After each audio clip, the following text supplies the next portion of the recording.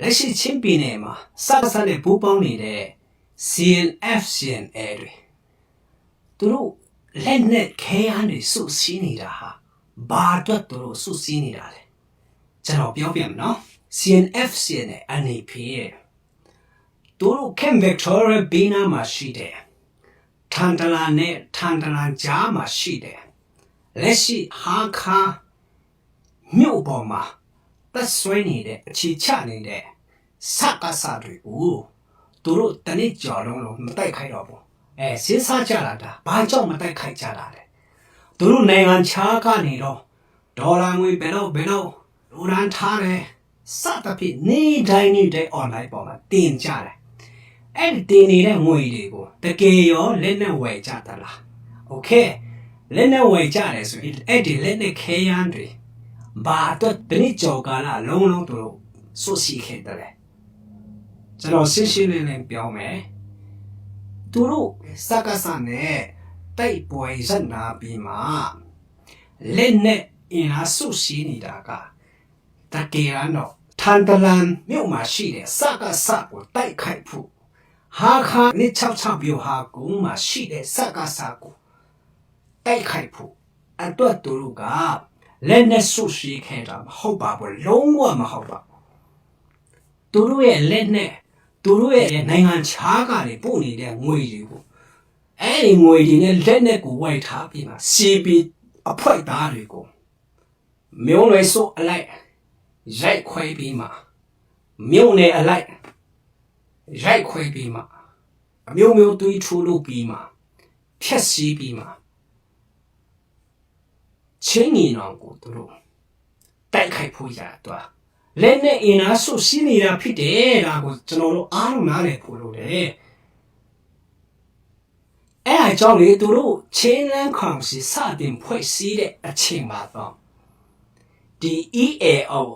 အဖွဲ့အစည်းတစ်ခုဖြစ်တဲ့ CNF CNA ချင်းအမေခံစစ်စစ်စီအကြမ်းဖက်လို့တတ်ပုံ CNF CNA ကငါတို့ဖွဲ့စည်းထားတဲ့ချင်းလန်းခေါင်စီလက်အောက်မှာမဝင်လို့တဲ့အဖွဲ့အစည်းတွေကိုစုံထောင်းတယ်လို့ကျွန်တော်တို့အကုန်ထောင်းပစ်မယ်ဆိုပြီးမှသူက online ပေါ်မှာစစ်ကြင်ရသွားတာလေဒီ CNF CNA စစ်ချုပ်ကိုယ်တိုင်ကပေါ့နော်စုံထောင်းဆိုတာတကယ်နဲ့နေချာနာတဲ့စကလုံးဖြစ်တယ်သူတို့အဲ့ဒီကတဲ့ကနေသူတို့လက်အောက်မှာမဝင်လို့တဲ့အဖွဲအစည်းတွေကိုတွေးခွဲပြီးဖြစ်စီဖို့အတွက်ကိုပဲသူတို့ကမဟာစီမံကိန်းသူတို့မှာချထားပြီးဖြစ်တယ်အဲ့ဒီချထားပြီးမှအဲ့ဒီချင်းလန်းခေါင်စီစဖွဲ့စည်းကတဲ့ကလေသူတို့ကဒီသူတို့လက်အောက်မှာမဝင်လို့တဲ့အဖွဲအစည်းတွေကိုတိုက်ခိုက်ဖို့ရအတွက်တကြင်ကြရင်သူတို့လက်အောက်မှာမနေလို့တဲ့မြို့နယ်အလိုက်ဒီတာအလိုက်ရှိတဲ့လက်နက်ကိုင်တွေကိုတဖွဲ့ချင်းစီဇိုက်ခွဲဖို့ရအတွက်သူတို့မှာ master brand ဆိုပြီးမှရေးဆွဲပြီးမှအခုစကားစနဲ့သူတို့တတိကျော်တိုက်ပွဲတွေရက်နာခဲ့ပြီးမှလက်နဲ့ခဲယမ်းတွေစုစည်းပြီးမှအဲ့စုစည်းပြီးတဲ့နောက်ပိုင်းမှာအခုတတိကျော်ကာလပြည်လာတဲ့အချိန်မှာအခုမဆိုင်ပဲနဲ့ဖလားမြို့နယ်ကိစ္စမှာကို CNDF CNO ကိုစတင်ပြီးမှဒီသူတို့တိုက်ခိုက်တော့တာဖြစ်တယ်ဒါကျွန်တော်တို့နားလည်ဖို့လိုတယ်သူတို့မှာဒီ NCS စာချုပ်တုံးက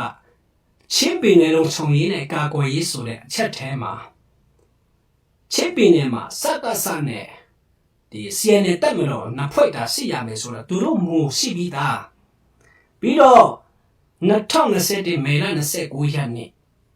NJOG အစိုးရနဲ့ agreement စာချုပ်မှာလဲထိုနည်းသူဆိုပဲဒီချင်းပြည်နယ်မှာချင်းအမျိုးသားတက်မတော်က CNA တာဖြစ်ရမယ်ဆိုလဲမူအတိုင်းကိုပဲသူတို့စွဲကင်နေလို့ဖြစ်တယ်အဲ့ဒီစွဲကင်နေတဲ့အတွက်ကြောင့်သူတို့က INCC ကနေနှုတ်ထွက်ပြီးမှCNDC ကနေနှုတ်ထွက်ပြီးမှသူတို့ရဲ့စိတ်ကြိုက် control လုပ်နိုင်မယ်သူတို့ရဲ့စိတ်ကြိုက် လှုပ်ရှားနိုင်မယ်နိုင်ငံရေးလမ်းစဉ်ချင်းလင်းကောင်စီကိုသူတို့ကဖွဲ့စည်းခဲ့တာဖြစ်တယ်ချင်းလင်းကောင်စီလဲ CNL ပဲ CNL လဲချင်းလင်းကောင်စီပဲအတူတူပါပဲဒါသူတို့ဖွဲ့စည်းခဲ့တာကိုနော်အဲ့ဒီကတဲ့ကနေသူတို့ကချင်းလင်းကောင်စီစဖွဲ့စည်းကတဲ့ကနေသူတို့ချင်းပြည်နယ်မှာငါတို့သာစီရမယ်ဆိုတဲ့မူကိုဆွဲကြိုက်ပြီးမှအဲ့ဒီဆွဲကြိုက်တဲ့အတွက်ကြောင့်ဇုံမင်း ZRL ကိုသူတို့ကတိုက်ခိုက်သွားတာပြီးတော့ဒီအင်အားတစ်ဖြည်းဖြည်းကြီးလာမယ်အဖွဲ့စည်းဖို့သူတို့မြင်တဲ့ MDF ကိုလည်းသူတို့တိုက်ခိုက်လာတာနော်တိုက်ခိုက်လာတာဖလမ်းမှာပြဿနာမဖြစ်ခင်ကတည်းကနေကျွန်တော်တို့ချင်းပြည်နယ်မှာ CNL နဲ့နေရာပေါင်းစုံမှာပြဿနာဖြစ်နေကြပြီသားဖြစ်တယ်အခုကျွန်တော်တို့ချင်းပြည်နယ်မှာကြည့်ဖလမ်းနဲ့ဟာခပြဿနာမဖြစ်ဘူးဖလမ်းနဲ့ထန်တလန်ပြဿနာမဖြစ်ဘူးမင်းနဲ့ဖလမ်းပြဿနာမဖြစ်ဘူးကံပရဲနဲ့ဖလမ်းပြဿနာမဖြစ်ဘူးပလောဝနဲ့ဖလမ်းပြဿနာမဖြစ်ဘူးပြဿနာဖြစ်နေတဲ့ဟာက CNF နဲ့ကံပရဲပြဿနာဖြစ်တယ် CNF နဲ့မင်းတဲ့ပြဿနာအနေများရှိတယ် CNF CNL နဲ့မတူပီပြဿနာဖြစ်နေကြတယ် CNF CNL နဲ့တွန်းကြ ZRL is0 ဇောင်းမင်းဆိုပြဿနာဖြစ်နေတယ် CNF CNL နဲ့တေးတင်ညကိုလေပြဿနာဖြစ်နေကြတယ် CNF CNL နဲ့ဖလန်းပြဿနာဖြစ်နေကြတယ်ဒါဆိုရင်ချင်းပြည်နယ်ရဲ့ပြဿနာကိုက်ချုပ်ကပြဿနာကိုမြင်းမွေးပြီးနေတဲ့သူကဘယ်တူလေးလဲအဖေပေါ်ပြီ88အချမ်းဖက်တပုံ CNL တွေဖြစ်တယ်ဆိုတာပေတိုလိုထုတ်အားလုံးကစင်စင်လဲလဲနားလည်ကြဘူးလို့ရတယ်အဲ့ဒါကြောင့်ကျွန်တော်တို့ဒီလိုချင်းပြည်နယ်မှာအချင်းချင်းပတ်တိုင်းမှုတွေတိုက်ခိုက်မှုတွေတွေးဆွေးမှုတွေဒီလိုဖြစ်လာခဲ့တာဟာကျွန်တော်တို့ CNF CNL ကြောင့်ဖြစ်လာခဲ့တာဆိုတာကိုချင်းပေတိုလိုထုတ်အားလုံးကနားလည်နိုင်ကြပါစေသူတို့ကပဲနောက်ကွယ်ဟိုး88ကတဲ့ကလည်းမင်းမွေးခဲ့ကြတာဖြစ်ပါတယ်နော်အခု2020အာနာတင်းပြည်နယ်နောက်ပိုင်းမှာလေမြို့နယ်အဲ့မြို့နယ်စုတဆုနဲ့တဆုကြားမှာတွေးစုမှုတွေဖြစ်လာအောင်ပြောဝဲမှုတွေရှိလာမျိုးသူတို့ကပဲနောက်ကွယ်ကနေနိုင်ငံရေးစစ်ရေးလူမျိုးရေးအမျိုးမျိုးမင်းမွေးပြီးခဲ့ပြီးမှရန်တိုက်ပြီးနေခဲ့ကြတာဖြစ်ပါတယ်အဲ့ဒါကိုကျွန်တော်တို့ချင်းပြည်သူတို့ထုတ်တရက်လုံးကအားလုံးနားလည်ကြပြီးမှ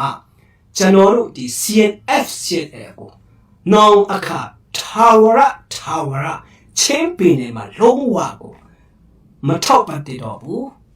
သူတို့စီနေတဲ့ရွေးကာလပတ်လုံးကချင်းပြည်နယ်မှာထာဝရပြဿနာပฏิပက္ခအနေအများစီနေမှာဖြစ်တယ်ဆိုတာကိုချင်းပြည်သူလို့ထုတ်တဲ့ကြလုံးကနားလည်နိုင်ကြပါစေလို့ကျွန်တော်ပြောချင်ပါတယ်အားလုံးကျေးဇူးတင်ပါတယ်